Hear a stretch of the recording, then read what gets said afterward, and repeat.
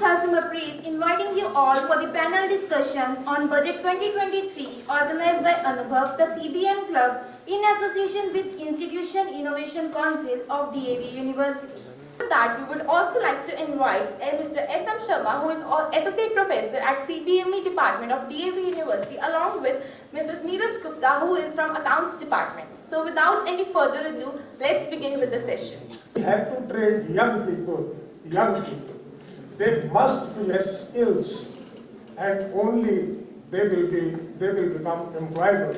Otherwise, you will not get chance to serve. But if you do not have any skill, then nobody is going to hire you. Previous years में हमने क्या किया है और आने वाले year का एक एस्टिमेशन, एक अनुमान लगाना कि कहां से हमें इनकम आ सकती है और कहां पर हम एक्सपेंडिचर कर सकते हैं। इस अनुमान को बजट टर्म दिया गया और बजट टर्म ओरिजिनेट कहां से हुआ था? तो budget term French word bucket से निकला हुआ है।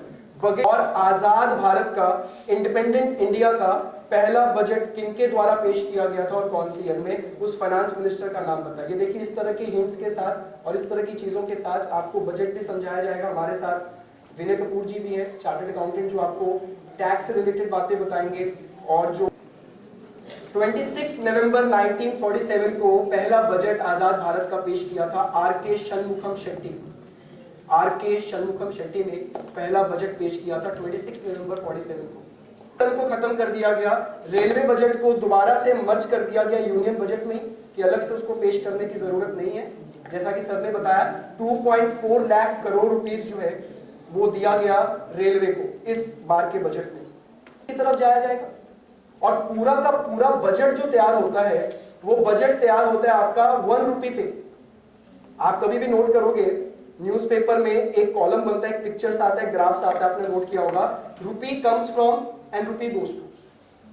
जैसे हाउस रेंट अलाउंस हो गया, डियरनेस अलाउंस हो गया, जिसको हम महंगाई भत्ता कह देते हैं, कि इन्फ्लेशन के कारण चीजों के रेट बढ़ रहे हैं बट बंदे की इनकम नहीं बढ़ी, तो बढ़े हुए एक्सपेंडिचर को मीट करने के लिए उसकी इनकम को कंपनसेट करते हैं by giving him dearness allowance.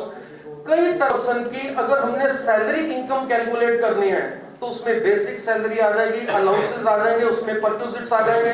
अगर वो रिटायर हो चुका तो पेंशन रिसीव कर रहा है, ग्रेचुटी रिसीव कर रहा है, वो सारी चीजों का टोटल लगा के हमारे पास आती है ग्रॉस सैलरी। सारा 1,20,000 उसकी टैक्सेबल सैलरी में ऐड नहीं होता, उसमें उसको कुछ एग्जम्पशन मिल जाते हैं। तो हाउस रेंट अलाउंस हमने जितना रिसीव किया, that will not be wholly taxable, उसमें से कुछ एग्जम्पशन मिलेगी। एग्जम्पशन का मतलब है कि इनकम नॉट चार्जेबल और chargeable at nil rate. Attended deduction salary में से ले, ये सारा करके उसकी टोटल इनकम कितनी बनेगी? 9 लाख। 9 लाख के ऊपर टैक्स कैसे आएगा? पहले 2,50,000 के ऊपर नील, अगला 250 5%, फिर 4 लाख के ऊपर।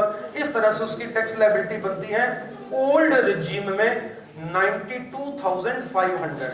एम्प्लॉइज को कैसे टैक्स पे करने में हेल्प करते हैं या इंश्योर करते हैं कि गवर्नमेंट टैक्स कलेक्ट कर पाए, उसका briefly mechanism for the understanding of students, या एडिशनली जो आपके थॉट्स हैं प्लीज शेयर करें।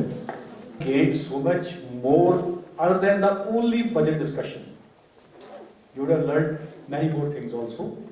So since time is a constraint, otherwise we would have, and I'm sure Dr. Vij would arrange such sessions in future also for you, so that you are benefited from.